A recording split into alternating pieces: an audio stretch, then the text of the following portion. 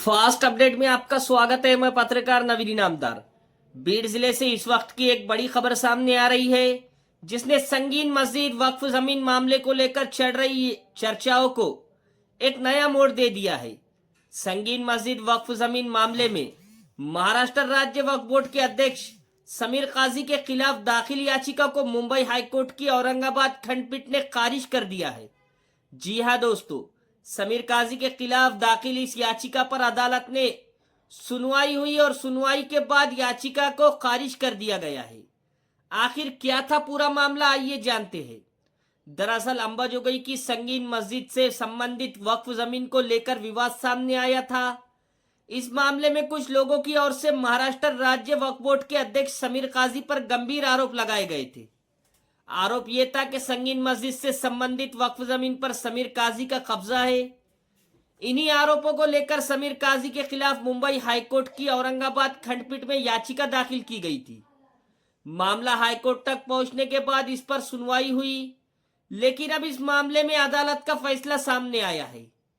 High court ने दाखिल याचिका को खारिज कर दिया है। खबर के मुताबिक अदालत ने याचिकाकर्ता के रुख पर भी सवाल उठाए और पर्याप्त आधार या सबूत के बिना न्यायालय का समय बर्बाद करने को लेकर याचिकाकर्ता को फटकार लगाई। यानी जिस मामले को लेकर लंबे समय से आरोप प्रत्यारोप का दौर चल रहा था, उसमें हाईकोर्ट के फैसले के बाद समीर काजी को बड़ी राहत मिलने की बात कही जा रही है। समीर काजी की ओर से किसने रखा पक्ष, आइए जानते हैं। इस मामले में महाराष्ट्र राज्य वक्फ बोर्ड के अध्यक्ष समीर काजी की ओर से एडवोकेट सैयद तौसीफ और एडवोकेट विधिक एडवोकेट राजेंद्र देशमुख ने पक्ष रखा। अदालत के इस फैसले के बाद समीर काजी के समर्थकों में राहत की भावना दिखाई दे रही है। समर्थकों का कहना है कि पिछले कई वर्षों से संगीन मस्जिद मामले को लेकर समीर काजी का नाम लगातार चर्चा में लाया जा रहा था और उन पर आरोप लगाए जा रहे थे।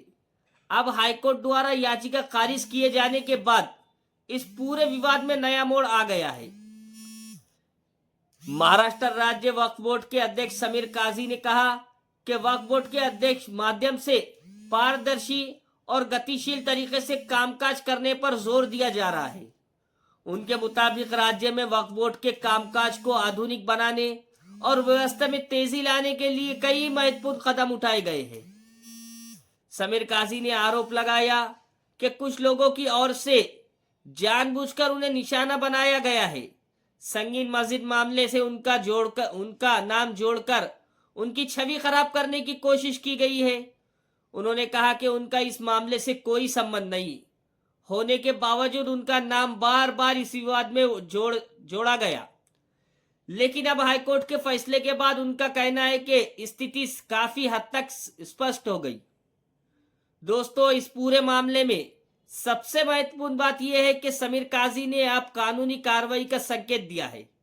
उन्होंने कहा है कि संगीन मस्जिद मामले को लेकर जिन लोगों ने उनकी बदनामी की है, उनके खिलाफ दीवानगी और फौजदारी स्वरूप की कानूनी कार्रवाई की जाएगी।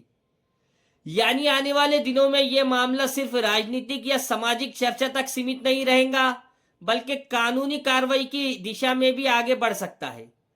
अब देखना होगा कि समीर काजी की ओर से किन लोगों के खिलाफ कानूनी कार्रवाई की जाती है और इस मामले में आगे क्या घटनाक्रम सामने आता है।